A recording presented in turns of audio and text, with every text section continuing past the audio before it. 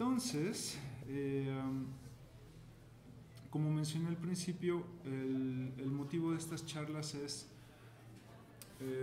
dar como esta serie de introducción a la práctica Zen, en donde el Zen encontramos que es una práctica un poquito distinta a otras escuelas del budismo mahayana, porque a pesar de que tenemos la misma raíz y que todos nos basamos en las enseñanzas del Buda, la escuela de maestros chinos junto con la escuela de maestros japoneses han dado un giro completamente distinto a lo que es la práctica budista, ¿no? Y hay muchas razones para ello. Una puede ser la alimentación, otra es la alimentación de las culturas locales a las que el budismo se ha ido adaptando, además del paso en el tiempo. El budismo zen es mucho más reciente que el budismo indio o el budismo tibetano, ¿no? Solamente tenemos 800 años prácticamente cumplidos de que el zen está, de que el zen japonés está en el mundo, y mucho menos años desde los años 60 que llegó a este continente. Entonces es una práctica reciente con muchos cambios a lo largo de estos años. Y a pesar de que las bases del budismo siguen siendo las mismas, porque respetamos y protegemos el conocimiento del Buda, han habido como ciertas adaptaciones conforme el budismo se ha ido adaptando, ¿no? Entonces la idea de estas charlas es darnos una introducción muy ligera a la práctica Zen, tomando en cuenta las enseñanzas principalmente del Buda, y después iremos viendo poco a poco lo que nos dejan los maestros chinos y los maestros japoneses, y por supuesto los maestros occidentales, que tenemos grandes maestros actuales en Francia, en España, en Estados Unidos y por supuesto en los países de Latinoamérica, ¿no? Habíamos visto la historia del Buda, sus enseñanzas de las 4 nobles verdades. Se las repito con mucho gusto porque vamos a ver un poco de ellas. Es: la vida incluye dukkha, la vida incluye la inconformidad, la insatisfactoriedad, la frustración. Esta frustración inherente a la vida o a la experiencia humana viene por nuestros apegos y aversiones.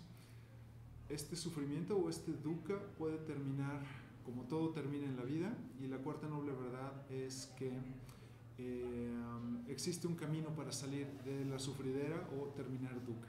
Después vimos cada uno de los pasos del noble sendero óctuple, y con esto tenemos así como la estructura básica, el esquema básico de las enseñanzas del Buda. Pero el Buda dejó cerca de 80,000 enseñanzas, entonces nunca vamos a terminar de revisarlas. Y entre más buscamos, más detalles finos encontramos. Y lo que queremos es ir viendo como este panorama para poder terminar la sufridera, porque además en los países de habla hispana es todavía mucho más fuerte, porque tenemos la palabra yo involucrada en todos los aspectos de nuestra vida. El ejercicio que siempre sugiero para que nos demos cuenta de esto es: intenten un día o unas horas del día comunicarse sin usar la palabra yo. En lugar de decir me gusta, decir es preferible tal comida a otra, ¿no? En lugar de voy a tal lugar, decir es necesario ir a tal lugar. O sea, como transformar nuestro idioma, y nos vamos a dar cuenta cómo la palabra yo está en absolutamente todo lo que decimos. Y no es que esté mal, la necesitamos para expresarnos. El problema es que el uso indiscriminado del yo en nuestro lenguaje transforma nuestra relación con el mundo, y de pronto no solamente te expresas diciendo la palabra yo, sino que te relacionas con el universo en la medida en que el universo afecta a la palabra yo. Hace mucho calor, sufro por el calor.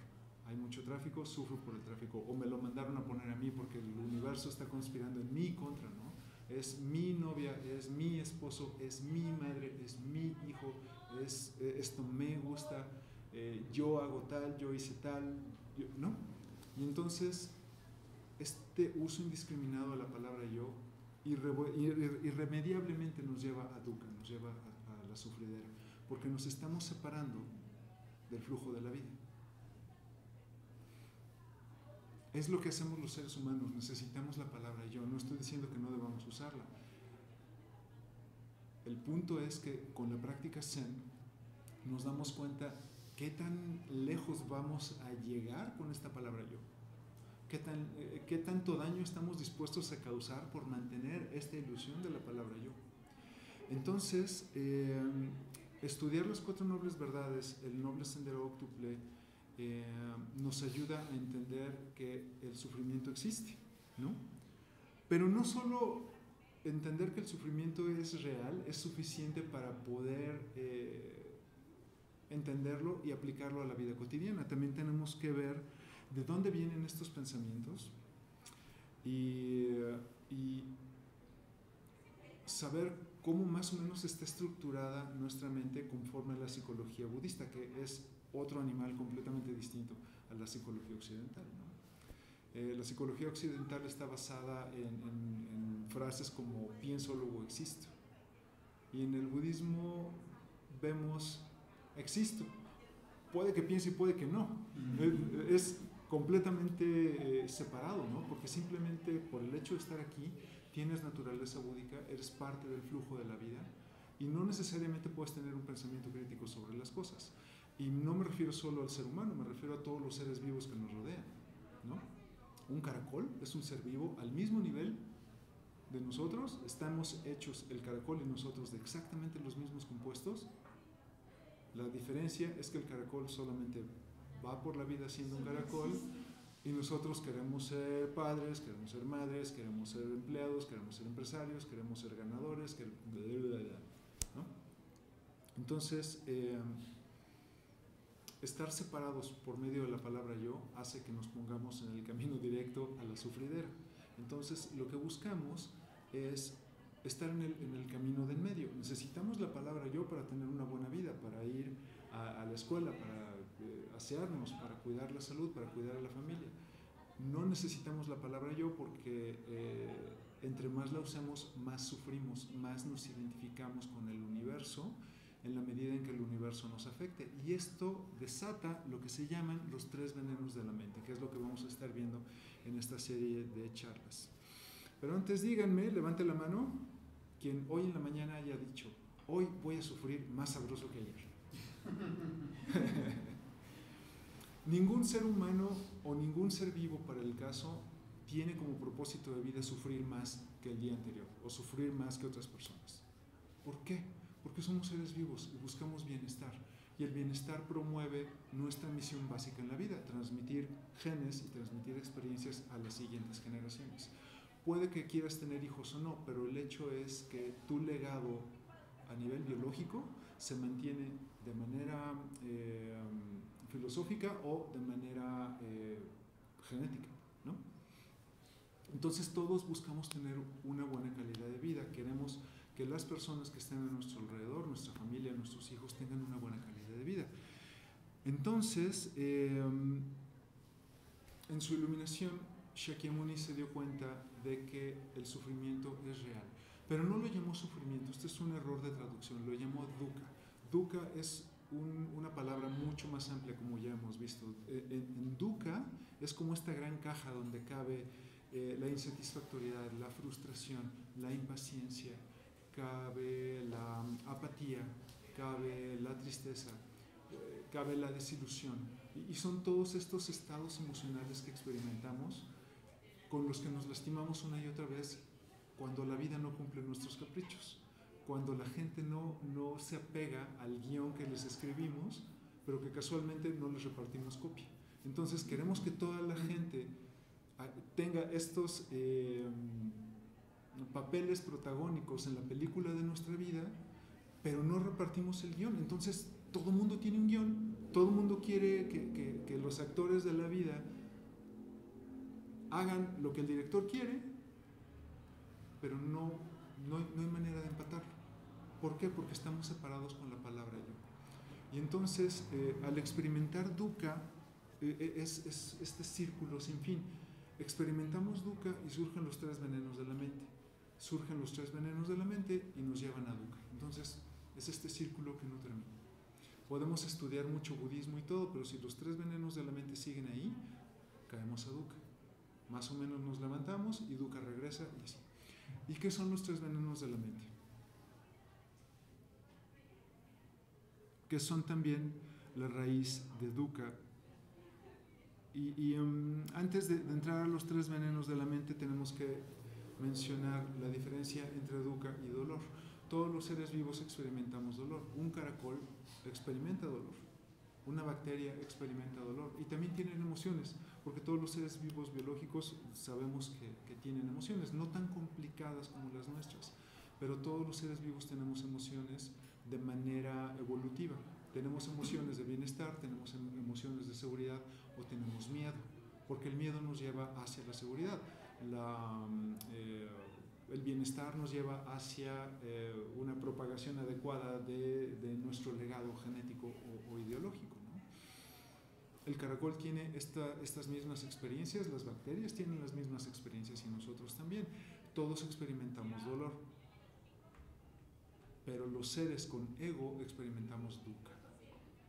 Los perros y los gatos experimentan dukkha de alguna manera, tienen un ego muy elemental en donde si el humano se va, ¡ah, me vas a dejar para siempre! Nunca vas a... Pero voy a la tienda, no, te vas a ir para siempre. Y los perros y los gatos tienen este ego súper sencillo, pero sufren.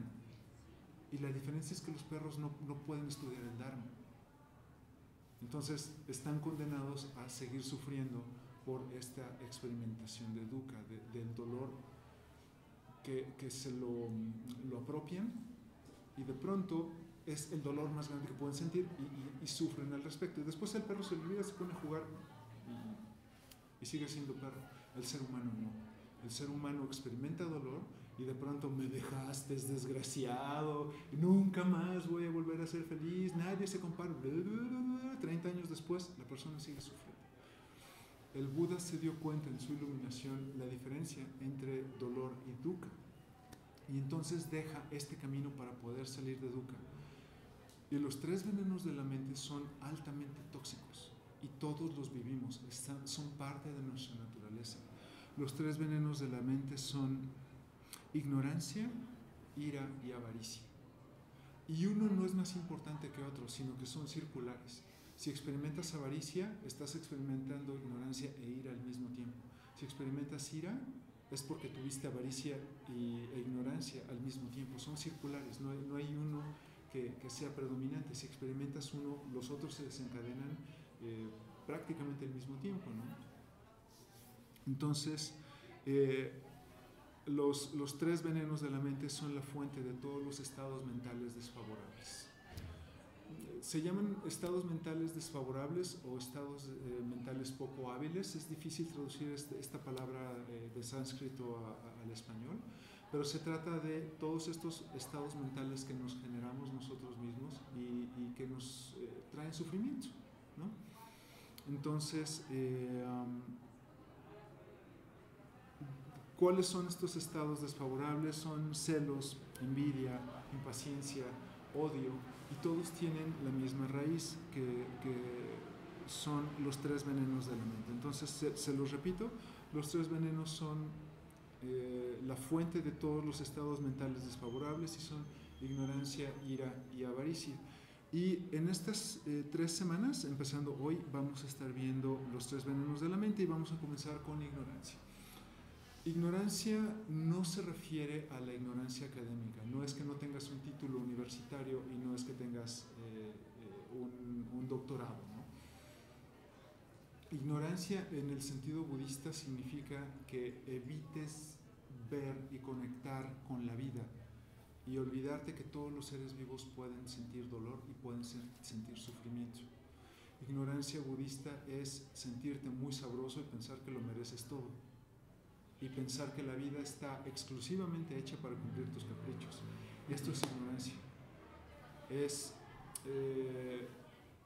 tener esta ilusión de que tomas recursos de la madre tierra y vas a salir bien librado. Y ojo, porque esto es la base de la sociedad de consumo, ¿no? La sociedad de consumo está cimentada en el hecho de que voy a usar a la madre tierra, le voy a robar todo lo que me da, sin reponerlo, lo voy a consumir, lo voy a quemar, lo voy a gastar todo y no voy a tener consecuencias. Ojo, 200 años después de la Revolución Industrial tenemos esta bomba a punto de estallarnos en las manos, ¿no? ¿Por qué? Porque jamás medimos la consecuencia de nuestros actos. Actuamos como especie, no estoy echando culpas a nadie, ¿no? Porque sociedad de consumo incluye tanto capitalistas como socialistas como comunistas. Si usas a la madre tierra y la ves como recursos, eres parte de la sociedad de consumo, independientemente de tu religión económica. Entonces, ignorancia es asumir que te puedes salir con la tuya haciendo lo que sea, abusando de las personas, pasando por encima de la pareja, pasando por encima de la gente para conseguir más dinero, ¿no?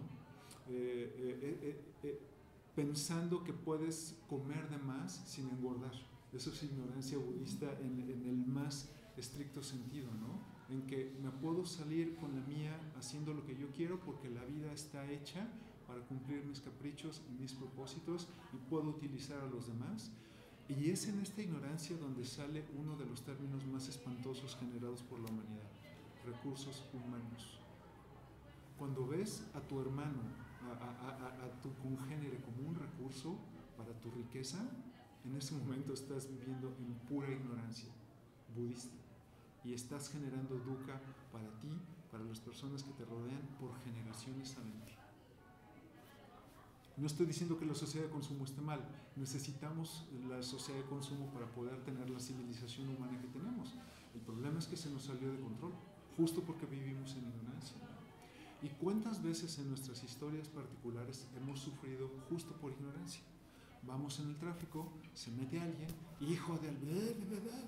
¿no? Y hay tráfico y sufrimos por el tráfico, cuando nosotros somos tráfico. Cuando nosotros somos molestos para otras personas también. Es que, esta es una pregunta recurrente y virtualmente todas las semanas llega alguien y me escribe preguntándome, es que ¿cómo le hago para lidiar con personas difíciles? Bueno, el primer paso es pensar que tú también eres una persona difícil para alguien más. No es que haya un complot cósmico en tu contra y que te ponga a todas las personas que te caen mal enfrente de ti. Es porque tú también eres una persona difícil para alguien más. El problema es que estás tan cegado por esta ignorancia que no lo ves. Entonces, ignorancia es vivir con los ojos y con el corazón vendados a esta naturaleza intrínseca de todos los seres vivos. Todos podemos sentir dolor, todos los seres con un ego podemos sentir sufrimiento. Y entonces esta característica nos hace que se generen en nuestro corazón sentimientos terribles que nos pueden llevar a cometer atrocidades de magnitudes históricas, ¿no? Tenemos un presidente color naranja en alguna nación de este planeta que causa daño todo el tiempo porque vive en una ignorancia tan grande que está generando cambios históricos en la vida, creando dolor y sufrimiento para millones y millones de seres, y va a tomar muchas generaciones de corregir el rumbo, ¿no? Por una persona poderosa que vive en ignorancia, ¿no? Bueno, ok, el panorama es terrible. ¿Qué demonios hago? ¿Cómo me puedo liberar de esta ignorancia? El primer paso, por supuesto, es la práctica espiritual. La práctica espiritual no significa que te vuelvas rata de iglesia, ¿no? O rata del budismo zen. Y tampoco estoy diciendo que el budismo zen sea el único camino que existe para expresar tu espiritualidad.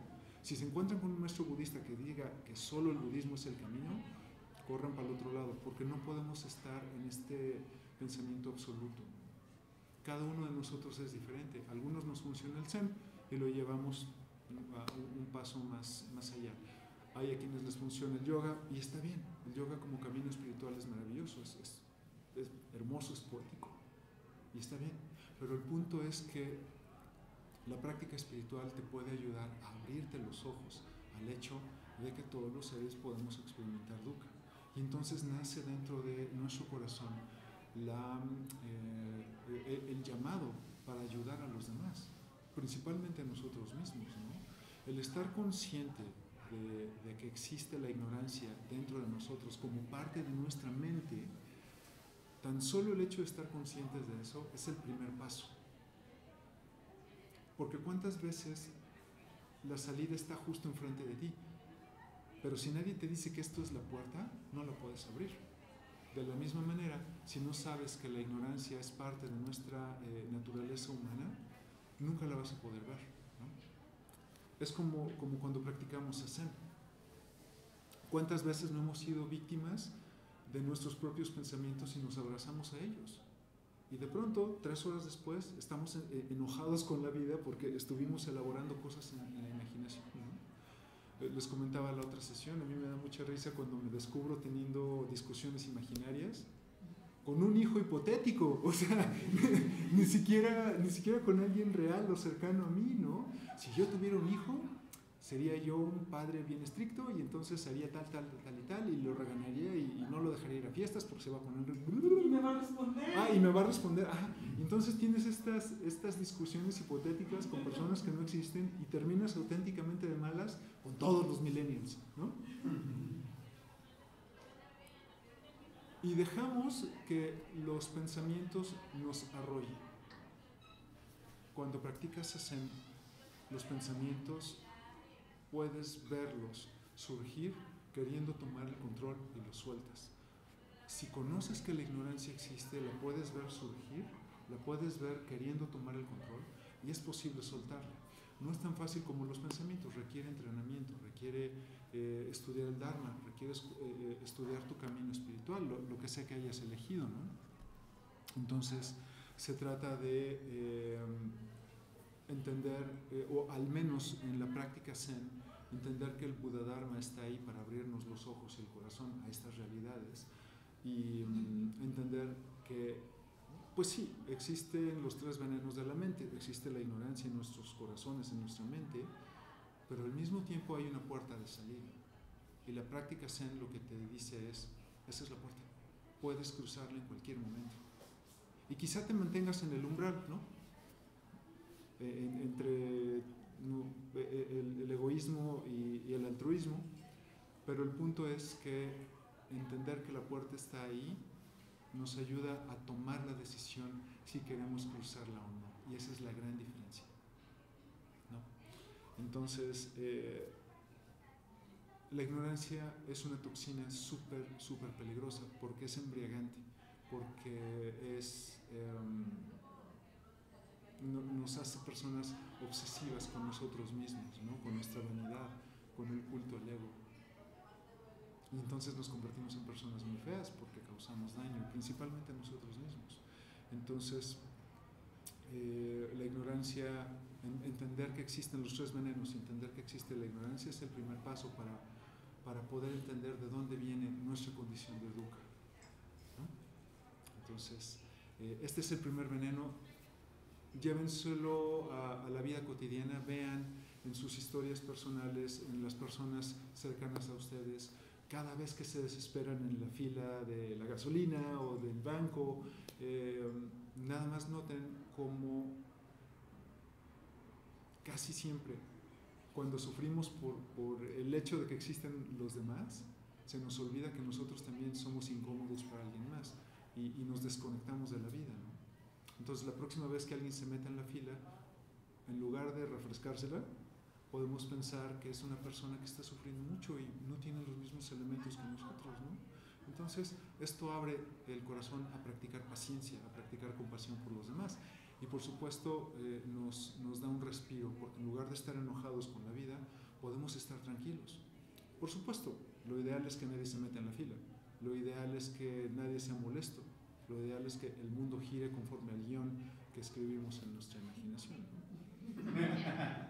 Pero no va a suceder. Y entender que es posible ver esta puerta de salida hace un mundo de diferencia, porque entonces la decisión está en nosotros, cruzarla o no. ¿Okay? Y eso es lo que tengo para ustedes esta mañana. Muchísimas gracias. ¿Dudas, comentarios, por favor? Díganme si estoy muy equivocado, porque con toda seguridad lo estoy. ¿Algún tip que tengas para practicarlo más intensamente? Te digo porque llevo toda mi vida sabiendo esto, pero a veces sí sigo cayendo a eso. Esa es una de nuestras maldiciones en la vida humana, ¿no? Estamos condenados perpetuamente justamente a meternos el pie y a caer una y otra vez en estas trampas del ego y a olvidar y a sentirnos muy importantes, ¿no? La primera práctica, por supuesto, es Zazen. Cuando practicas Zazen suceden cosas muy interesantes, pero antes que eso tengo que expresar, y esto me lo van a escuchar siempre que hablo de Zazen. Zazen en realidad no sirve para nada. No te vas a volver más rico, ni más guapo, ni más exitoso, nada. O sea, lo único que va a pasar cuando te sientas en Zazen es que te sientas en silencio, dejando que la vida sea. Al perder las búsquedas, al perder los comentarios y los juicios, poco a poco vas entrenando la mente para poder soltar estos pensamientos de ira, estos pensamientos de celo, estos pensamientos poco amables que tenemos cuando la vida no sigue nuestro guión. La práctica de Zazen te permite ver cuando los pensamientos llegan, cuando quieren tomar el control, y los puedes soltar. Puedes ver cuando la ignorancia llega a tu corazón, quiere tomar el control, porque es a todo dar la ignorancia. Se siente bien chido ir por la vida pensando que eres la persona más importante del mundo, ¿no? Pero en tu práctica de Zazen puedes ver cómo surge, cómo quiere tomar el control, y al no identificarte con ella, la sueltas.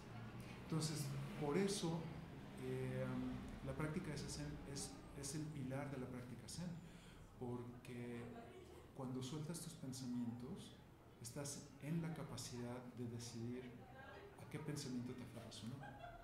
Los celos los puedes soltar, la ira la puedes soltar, el odio lo puedes soltar, la vanidad la puedes soltar.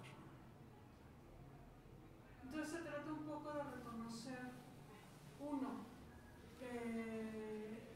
lo que yo estoy sintiendo, y entonces decidir abrazarlo o decidir soltarlo. Sí, pero al mismo tiempo entender que lo que sientes es una ilusión generada por ti y nadie más que por ti, ¿no? Y dos, que el otro no es bueno ni es malo, simplemente es otro. Es otro ser en la misma capacidad que tú, exactamente igual.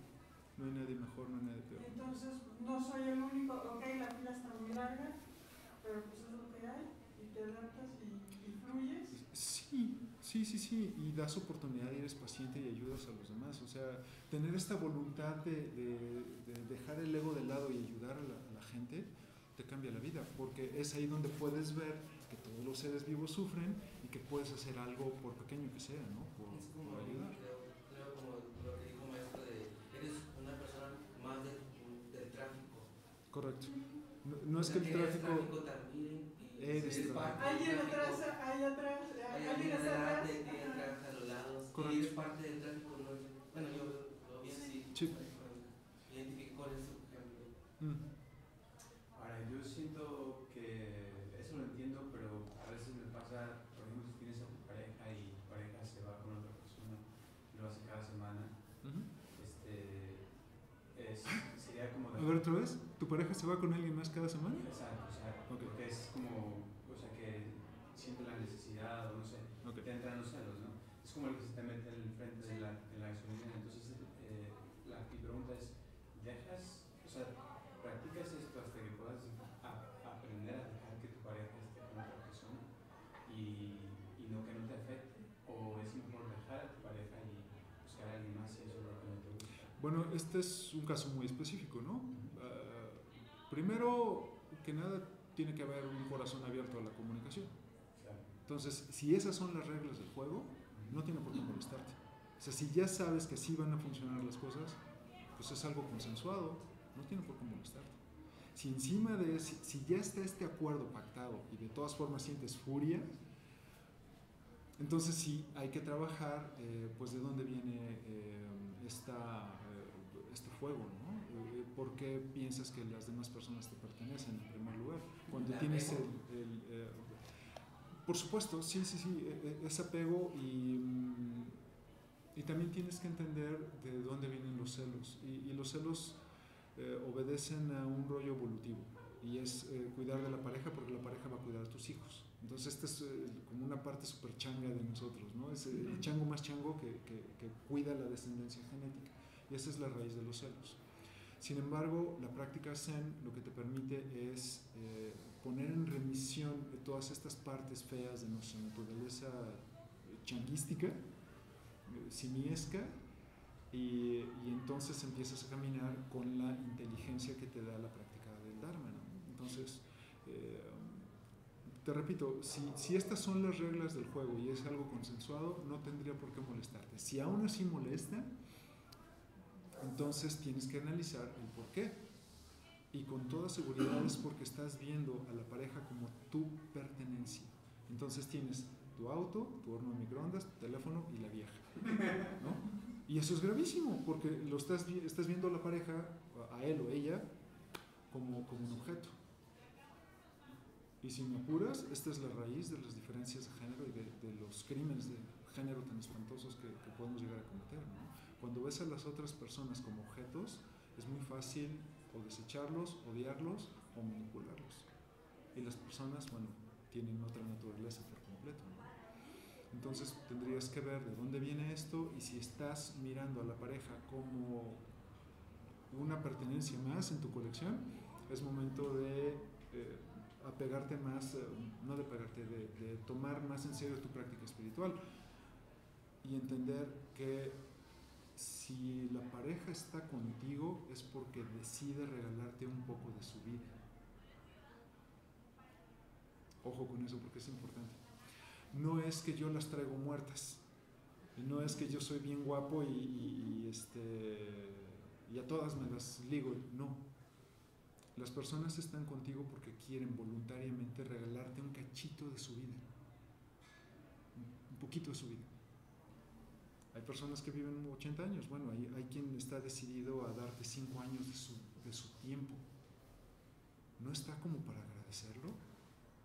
Si las reglas del juego son esas, entonces hay que empezar a ver a la pareja con gratitud inmensa, porque está decidiendo, y no es por tu bonita cara, y no es porque seas buena onda, es porque está decidiendo conscientemente regalarte un cachito de su vida.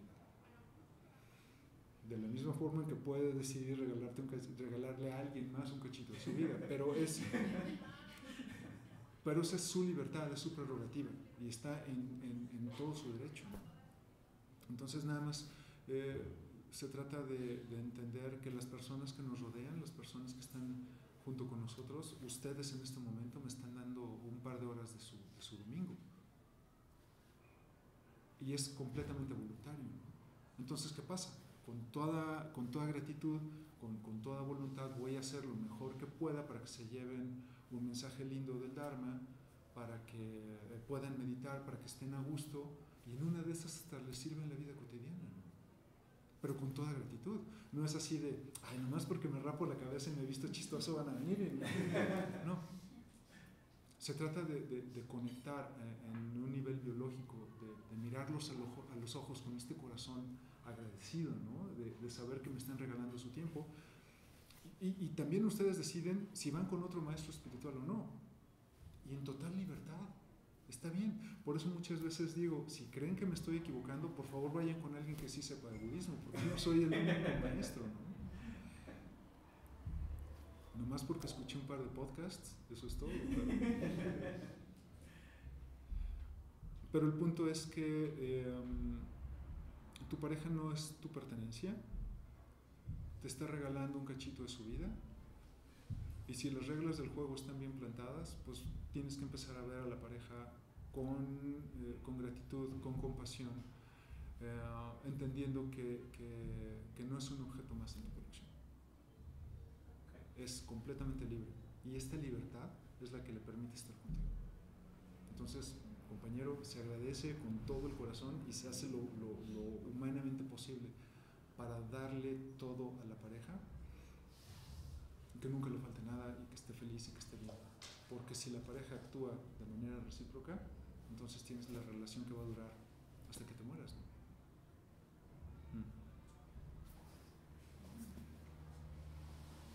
¿Alguien más? ¿Qué me cuentan? ¿No? ¿Nada? Ok. Ok, cerramos con unos minutos más de Zazen y los dejo ir por su desayuno.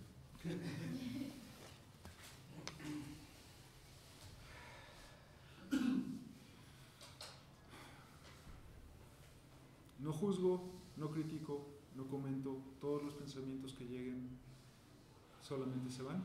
Hay un maestro que se llama Uchiyama Roshi nos dice que cuando estamos en Zazen abrimos la mano del pensamiento. Entonces, el pensamiento es como un atrapa basura y cada vez que pensamos, la mano del pensamiento abraza y clava flechas. Cuando estamos en Zazen, abrimos la mano del pensamiento y dejamos que la basura que generamos se vaya. ¿Okay? Entonces, unos minutitos nada más.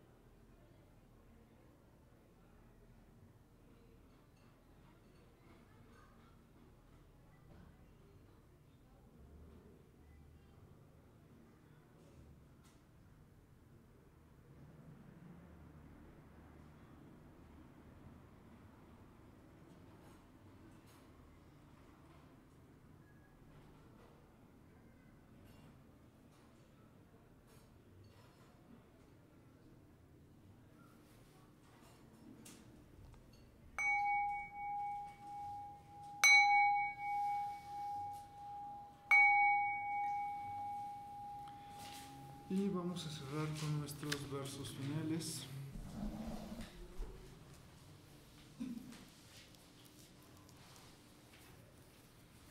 Verso de la enmienda. Todos los daños causados por mis actos, palabras y pensamientos a lo largo de mi vida, provenientes de mi infinita avaricia, ira e ignorancia, los enmiendo aquí y ahora. 4 promesas. Salvar a todos los seres vivos, aunque los seres vivos sean incontables. Destruir mis autoengaños, aunque mis autoengaños sean innumerables. Percibir la realidad, aunque la realidad sea infinita. Caminar hacia la iluminación, aunque a esta nunca llegue. Salvar a todos los seres vivos, aunque los seres vivos sean incontables. Destruir mis autoengaños, aunque mis autoengaños sean innumerables. Percibir la realidad, aunque la realidad sea infinita. Caminar hacia la iluminación, aunque a esta nunca llegue. Salvar a todos los seres vivos, aunque los seres vivos sean incontables. Destruir mis autoengaños, aunque mis autoengaños sean innumerables. Percibir la realidad, aunque la realidad sea infinita. Caminar hacia la iluminación, aunque a esta nunca llegue.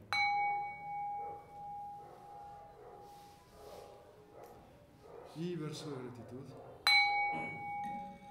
Agradezco con todo mi ser a los millones de vidas, seres y esfuerzos en todos los tiempos que resultaron en mi existencia. Agradezco con todo mi ser la oportunidad de vivir un día más para servir a todos los seres vivos y liberarlos del sufrimiento.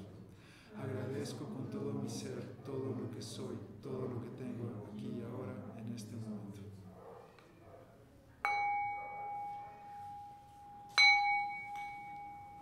Muchas gracias. Gracias. Pásenlo bien, tengan un buen día. Espero les haya servido. Practica Zazen. 10 minutos es mejor que 0, 5 minutos es mejor que 0, pero si tu Zazen es cotidiano, en 6 semanas, nos dice la ciencia, vas a empezar a ver cambios fundamentales en la manera en que ves la vida y te lo vas a hacer de jamón menos frecuentemente. Gracias, amigos.